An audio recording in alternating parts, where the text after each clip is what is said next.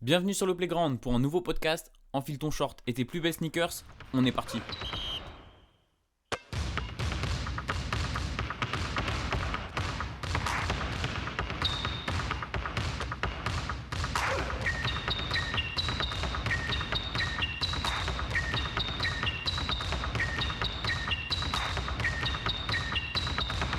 Bonjour à tous, bienvenue dans une nouvelle preview. Je suis très heureux de vous retrouver aujourd'hui.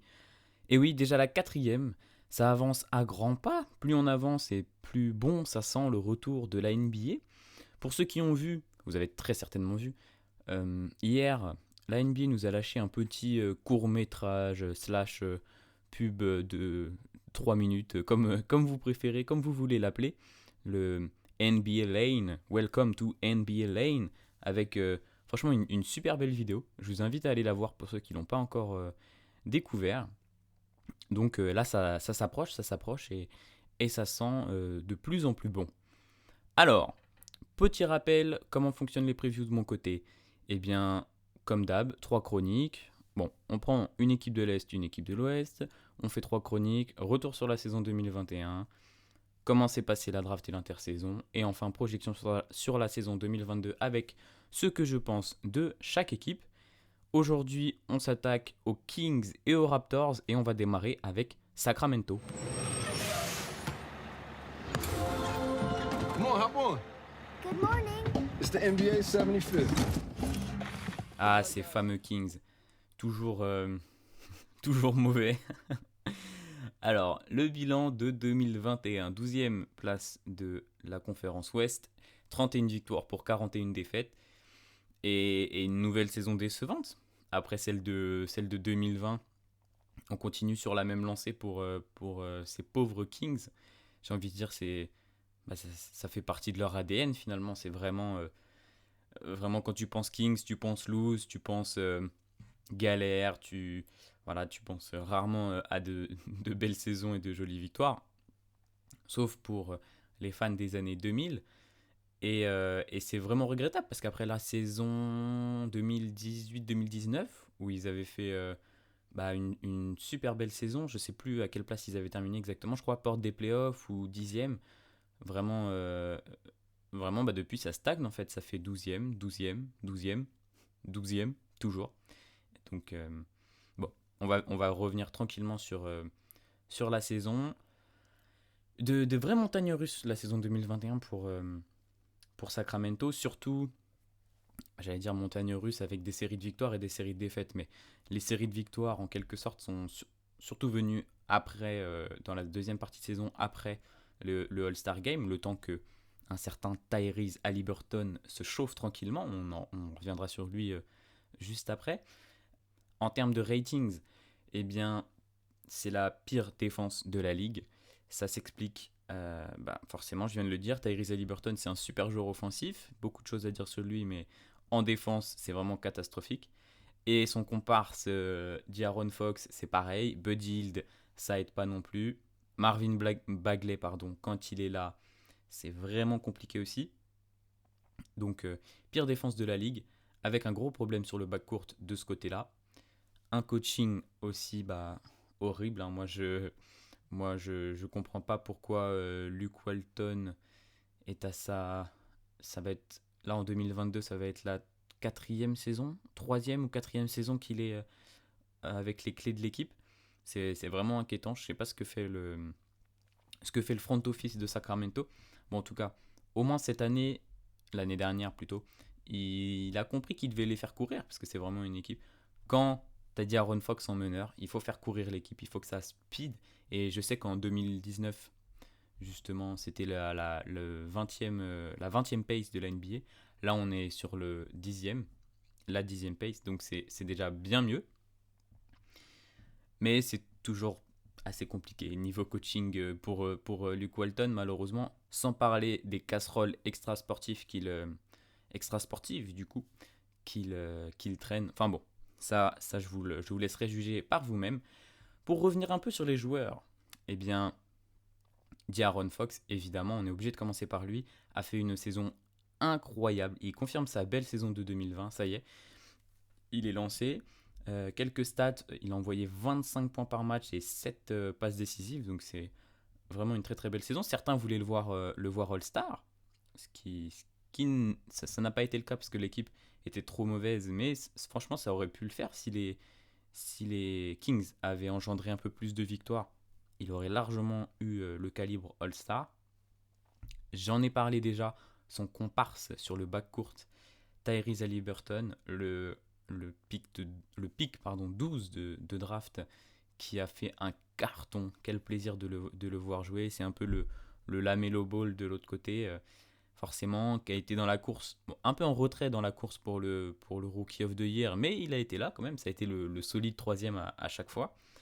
Bon, les stats, elles sont pas forcément. C'est un rookie, voilà. Il est très complet. 13 points, 5 assists, 3 rebonds, et puis surtout un talent de finition des matchs incroyable. Il fait tout le temps la bonne décision, il prend tout le temps la bonne décision, pardon. Vraiment, vraiment un super joueur. Hâte de voir son développement. On a aussi Richon Holmes, le pivot, qui a bien géré, franchement. Il a fait une très très belle saison. On aura l'occasion d'en reparler juste après sur les mouvements de l'intersaison.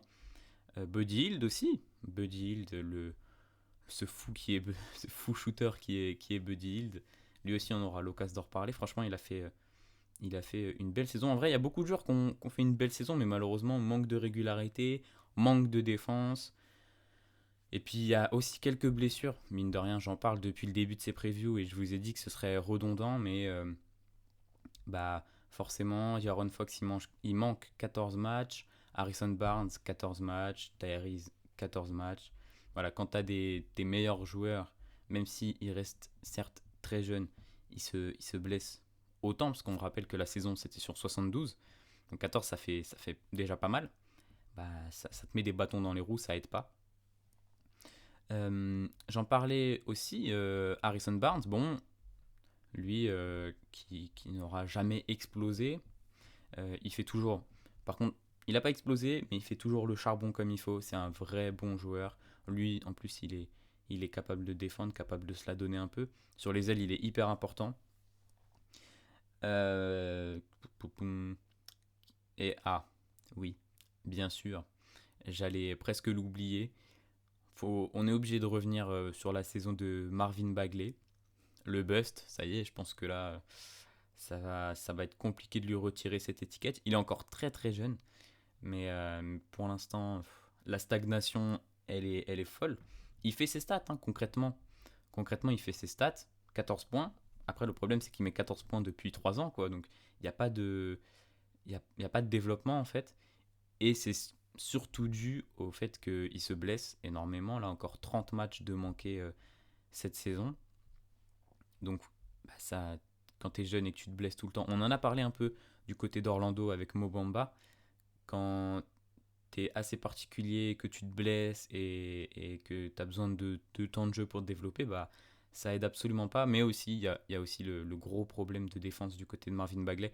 Quand déjà ton back court, ça défend pas une cacahuète et qu'en plus bah, tu laisses porte ouverte dans la raquette, c'est encore plus compliqué. Et ce qui est dommage parce qu'il il a de vraies bonnes capacités offensives, athlétiques. Il pourrait défendre comme il faut. Malheureusement, c'est l'envie, hein, comme souvent. La défense, c'est vraiment une question d'envie. Et puis, je pense que voilà, j'ai parlé des principaux joueurs. On a Hassan Whiteside qui a joué aussi dans cette équipe, qui n'a pas forcément fait de dinguerie.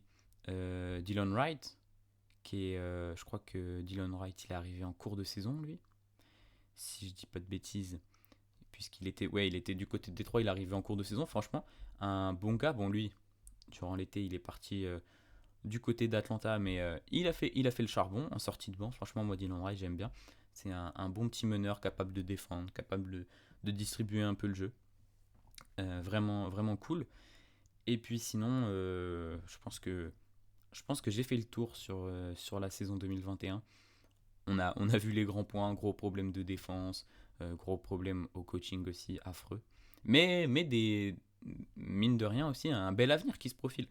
Comme toutes les équipes dont je parlais juste avant, des jeunes à potentiel, un D'Aaron Fox qui a vraiment pris son rôle de leader à cœur.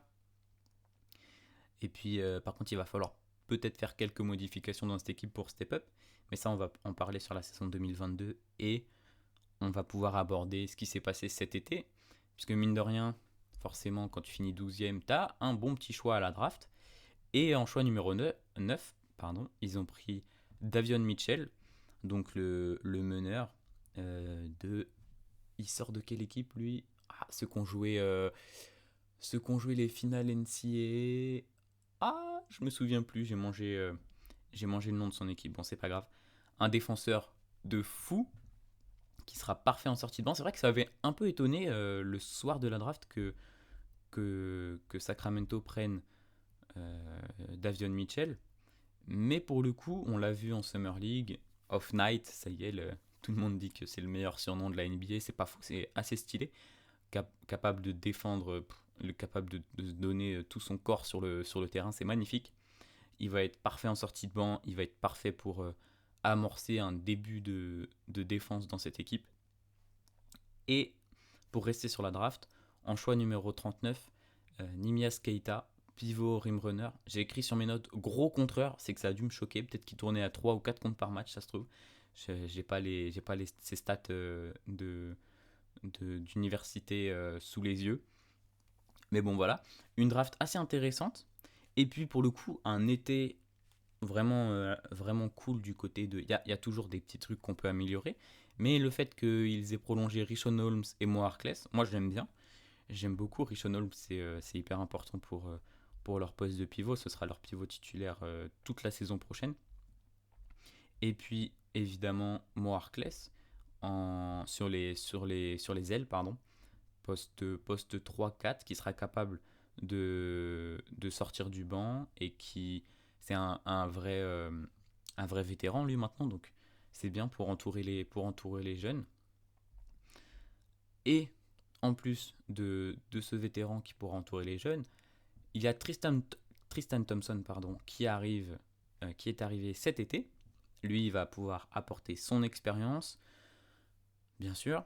Un peu de viande dans la raquette aussi quand même, puisque je pense pas qu'il sera titulaire, mais en sortie de banc, il fera du bien.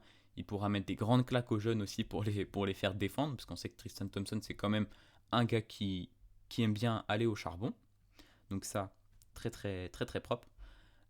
Et en ce qui concerne les départs, eh bien, donc je le disais, Dylan Wright qui est parti tradé du côté d'Atlanta, et Whiteside, il se refile un peu le pot pourri, quoique Whiteside qui a signé en agent libre à Utah, ça peut donner quelque chose d'exceptionnel, parce que on sait que cette équipe, elle est vachement bien menée par Quinn Snyder, en pivot en sortie de banc derrière notre Frenchie Rudy Gobert, ça peut faire un taf incroyable Whiteside, donc attention du côté d'Utah.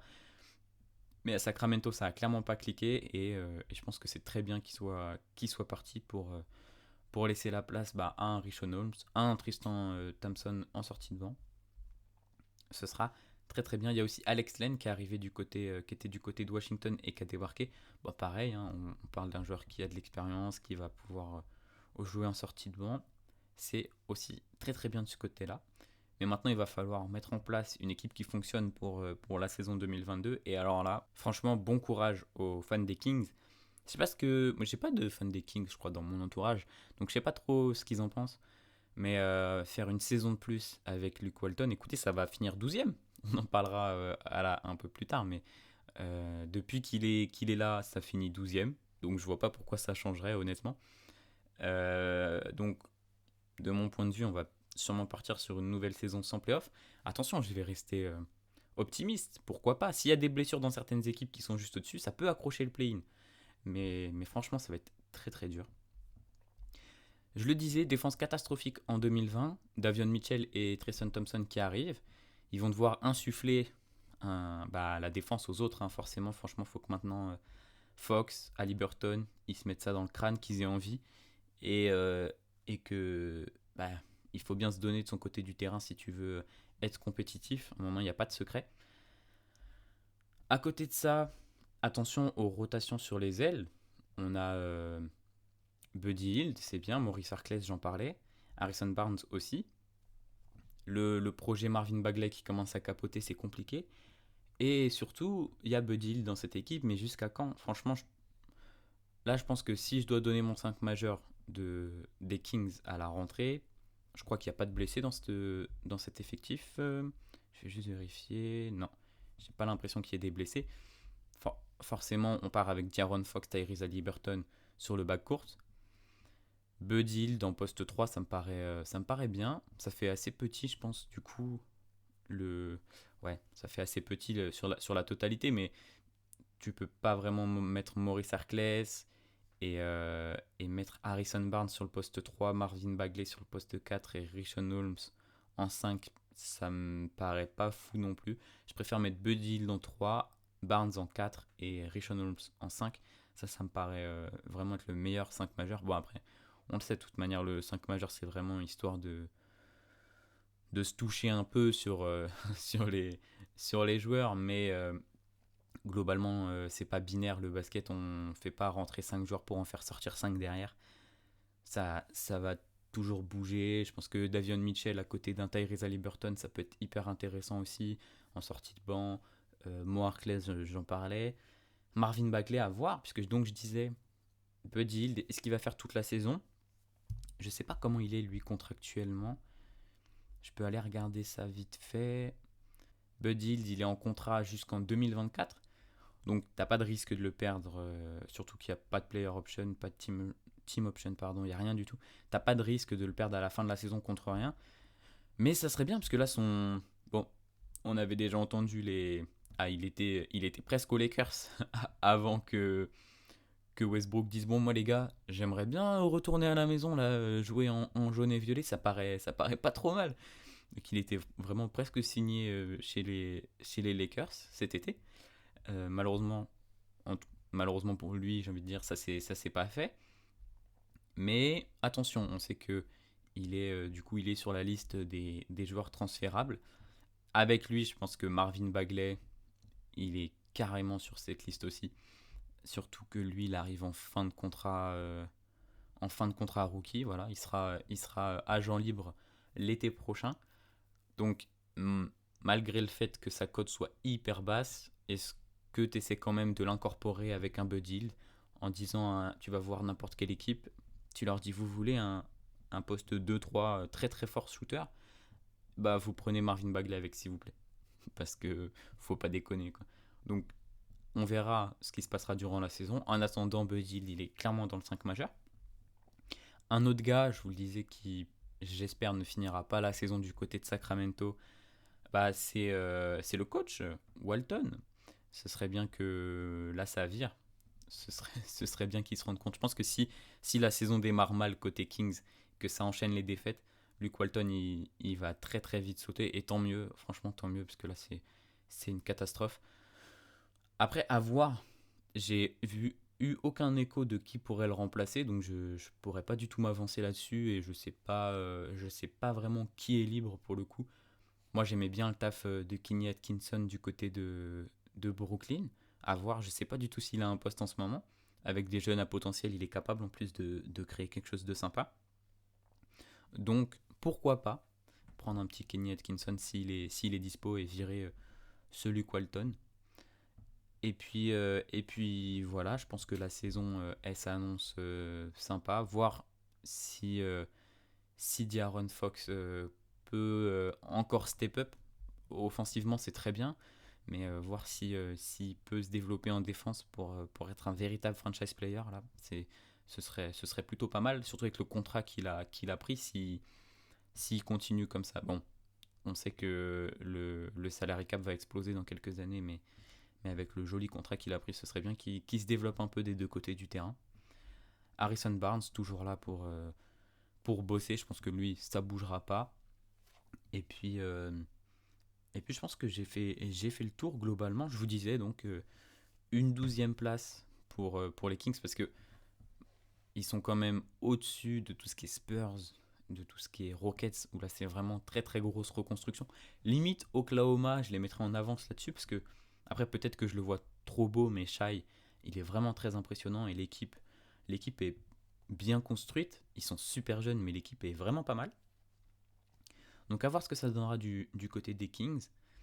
Il y a moins de hype, enfin en tout cas moi j'ai moins de hype que sur les autres teams. Peut-être qu'avec certains mouvements avant la trade deadline, ça relancera un peu cette équipe. Voir. Il faudrait ouais, aller chercher un poste 3, aller chercher des joueurs qui sont capables de défendre, qui sont capables de lockdown sur le poste 3.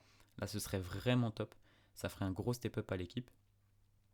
Mais donc voilà, je pense que j'ai fait le tour du côté des Kings. Dites-moi, n'hésitez pas à me dire ce que vous en pensez, si vous les voyez plus haut, si vous les voyez plus bas, si vous aimez Luke Walton ou pas. En tout cas, je suis curieux de savoir ce que vous pensez des Kings. Et maintenant, on va passer à la deuxième équipe de cette preview. Donc, c'est les Raptors, tout de suite après le petit générique de transition. Do you ever shut up? Do you ever shut the fuck up? What the fuck are you worried about? I'm in a zone, man. I'm in a fucking zone. Would you relax? I'm in a zone. Billy, it is one thing to embarrass me, right? It's another motherfucking thing to piss these guys off that we have to play against. They're just plain fucking stupid, man. Je me demande s'il y a eu une équipe plus en galère que les pauvres Raptors. Je pense que vous le savez, protocole sanitaire oblige, ils ont joué leur saison à Tampa Bay. Les Tampa Bay Raptors, voilà, la blague a été faite durant toute la saison. Et franchement, ça leur a vraiment pas réussi. Là, c'était beaucoup trop au sud des États-Unis pour. Il faisait trop chaud à Tampa pour que les Raptors fonctionnent bien. 12e de l'Est, 27 victoires et 45 défaites. Vraiment, une saison qui fait vraiment mal aux Raptors. Le post Kawhi et titre de 2019, ça continue à faire mal. Et je pense que ça va continuer parce que là, avec leur place à la draft, avec le trade qu'il y a eu cet été, on n'est pas vraiment sur une équipe qui vise les playoffs tout de suite. Le play-in, pourquoi pas, j'en reparlerai à la fin, mais les playoffs, on en est assez loin et je pense que le chantier n'est pas fini du côté de Toronto. Mais on va revenir tranquillement sur la saison 2020-2021. Je le disais, déménagement à Tampa, et en plus de ça, beaucoup touché par les blessures et par tout ce qui est protocole sanitaire, les pauvres Raptors. Pas énormément de matchs manqués par chacune des stars, on va dire. Mais voilà, Siakam 12 matchs, Van Vliet 14, Anunoby 23. Donc une dizaine de matchs manqués par-ci par-là, un peu de blessures, un peu de Covid. Ça a créé une vraie saison galère. Et j'aime bien Nick Nurse, mais pour le coup, avec autant de bâtons dans les roues, c'était sûr que ça allait être très compliqué. Au-delà de ça, et des blessures, on a un Pascal Siakam qui a été assez décevant. Statistiquement, il a été bon. Je crois qu'il est un peu en régression par rapport à la saison dernière. Statistiquement, ça a été bon, mais dans le jeu, c'était pas vraiment ça. Grosse galère à 3 points en plus. Là, je vois un beau 29%. Allez, 30%, mais ouais, Pascal Siakam vraiment décevant. Et je pense que ça sera l'occasion d'en reparler sur la projection 2022. Mais est-ce qu'il va rester dans cette équipe ? Il y a pas mal de questionnements autour de ça. Il n'a pas été All-Star, pas leader, blessé, je l'ai déjà dit. Fred Van Vliet, au nord, lui, pour le coup, pas trop mal le beau contrat qu'il a signé. Il continue sur sa lancée. Il a manqué aussi des matchs, hein, évidemment. Puisque, je vous l'ai dit, tout le monde a manqué quelques matchs du côté de Toronto. Mais au-delà de ça, il a quand même fait une belle saison. Il a prouvé, ça va, qu'il valait approximativement son contrat. On verra ce que ça donne en année 2. Là, il avait pas mal de pression. C'était compliqué du côté de Tampa. Donc, je préfère voir ce qu'il va donner sur la saison 2022 plutôt que de le juger vraiment sur la saison 2021. À côté de ça, on va dire ce duo de nouvelles stars, entre guillemets, il y avait toujours Kyle Lowry à cette époque. Vous savez, à l'époque, Kyle Lowry, on sentait que c'était la fin. Il y avait eu beaucoup de rumeurs autour de lui à la trade deadline. Donc c'était une saison assez particulière pour lui. On va dire un dernier tour du côté des Raptors. Il n'a pas fait une mauvaise saison, mais encore une fois, manquait trop de matchs, trop compliqué de jouer pour lui. Et puis, ouais, assez particulier le fait que quand tu commences à être dans des rumeurs de transfert à la deadline, on sait que ça brise un peu le truc entre toi et l'équipe. Donc, Bon, après, c'est un gars bien, Laurie, mais c'est assez compliqué de performer dans ce genre de situation. Euh, on va continuer avec Oji Anunoby, qui pour le coup continue son développement. À 23 ans, je savais même pas qu'il était aussi jeune. Continue son développement. Je vous fais pas de dessin, il a manqué énormément de matchs. Moi, j'aimerais bien le voir devenir un Kawhi 2.0, je vous l'avoue. Et, et pour le coup, quand j'ai préparé la preview, là je l'ai pas sous les yeux, mais en termes d'âge, en termes de stats, il est assez équivalent à Kawhi, fort défenseur, capable de se développer aussi offensivement tranquillement. Mine de rien, il est à 40% à 3 points cette saison. Donc il se développe tranquillement, ça continue. À voir si le management veut tabler sur un OG Anunoby en tant que leader de franchise. Pour l'instant, ça en prend pas la tournure, mais jamais à 23 ans, on aurait dit que Kawhi serait la méga star qu'il est aujourd'hui. Donc attention à pas partir en besogne trop vite. Pour continuer sur les joueurs qui étaient déjà là, après je parlerai de Gary Trent juste après, mais on a Chris Boucher qui a fait une super saison, qui a été candidat à 6e homme de l'année. Bon, il n'a pas fait toute sa saison sur le banc, mais qui a été un joli candidat, qui s'est bien développé, qui a bien progressé. Donc ça c'est pareil, c'est bien pour le futur. Lui il est plus âgé, mais ça reste un joueur qui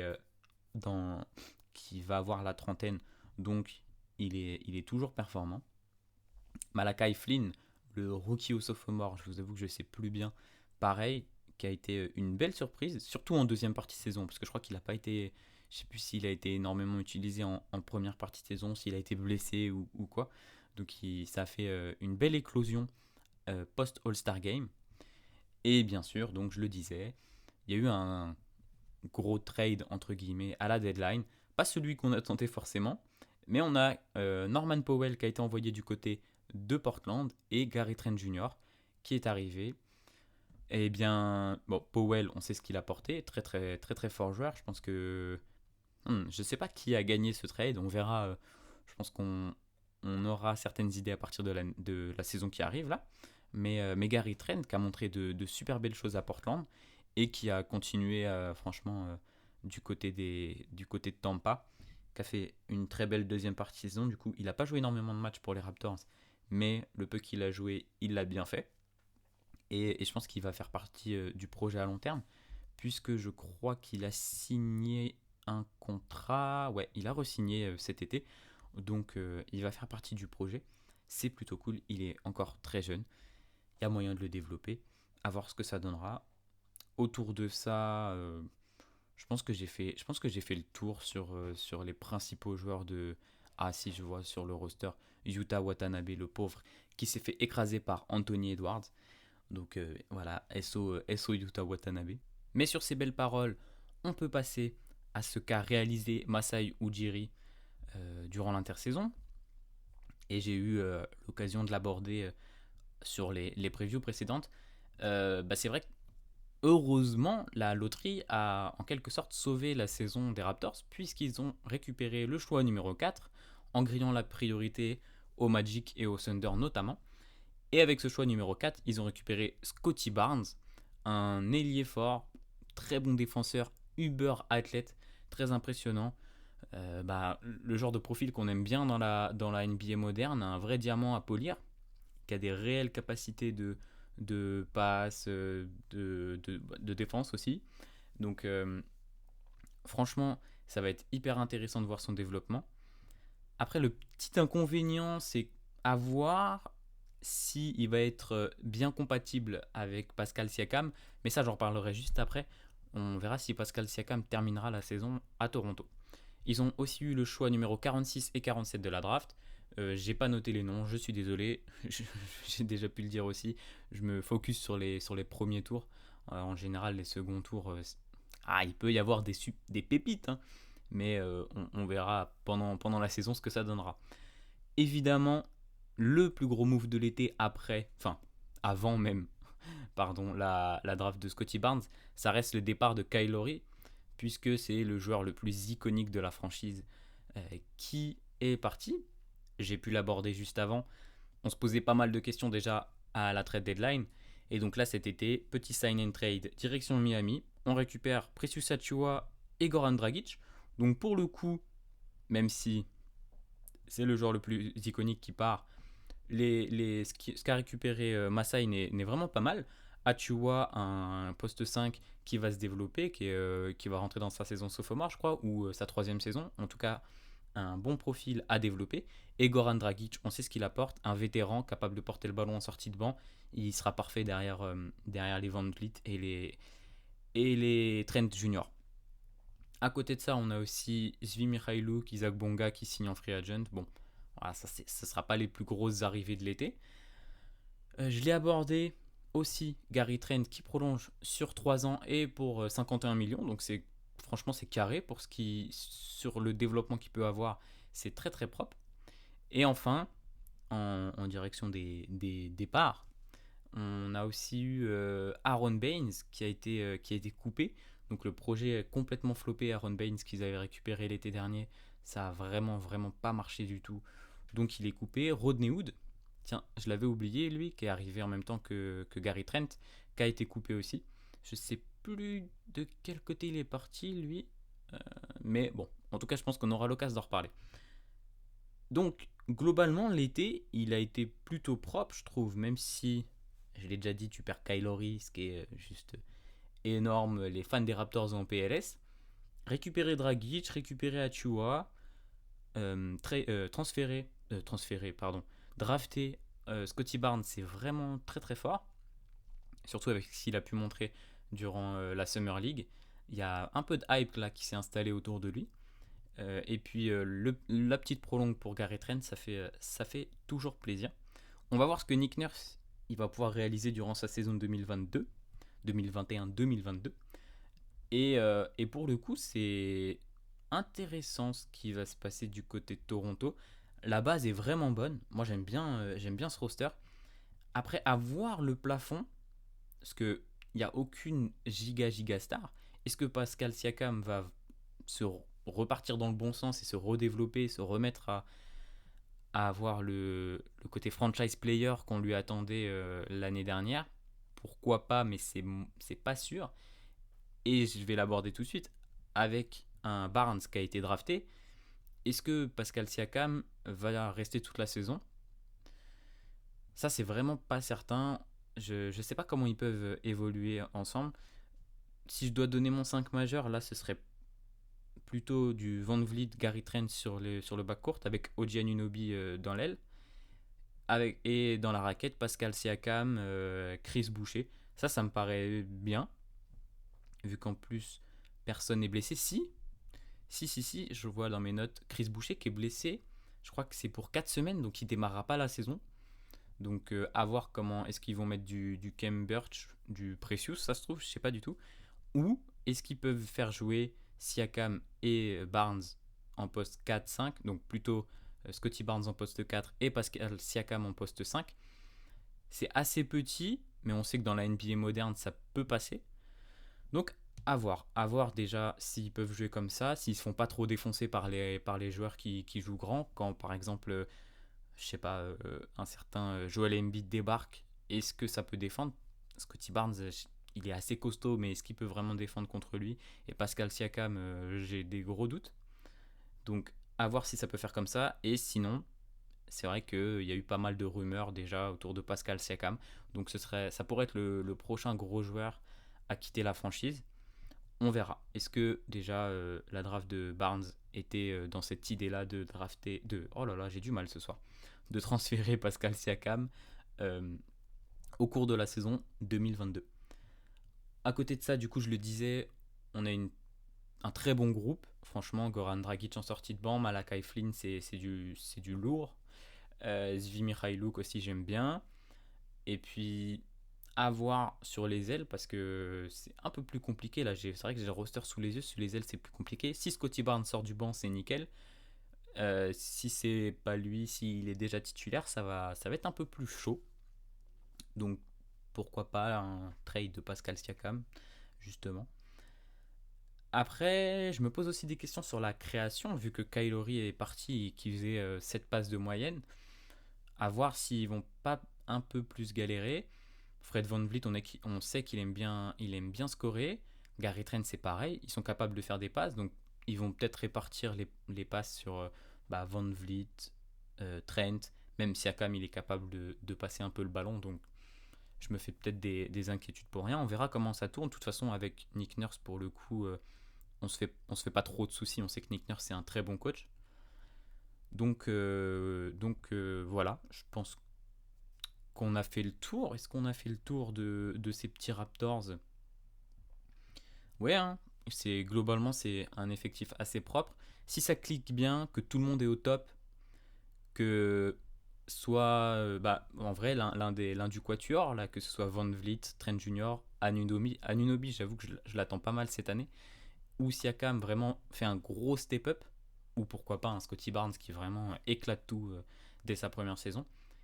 S'il y a l'un de ces joueurs là qui step up très très fort, pourquoi pas atteindre le play-in avec les équipes du dessus qui se blessent un peu, notamment je sais pas, Charlotte.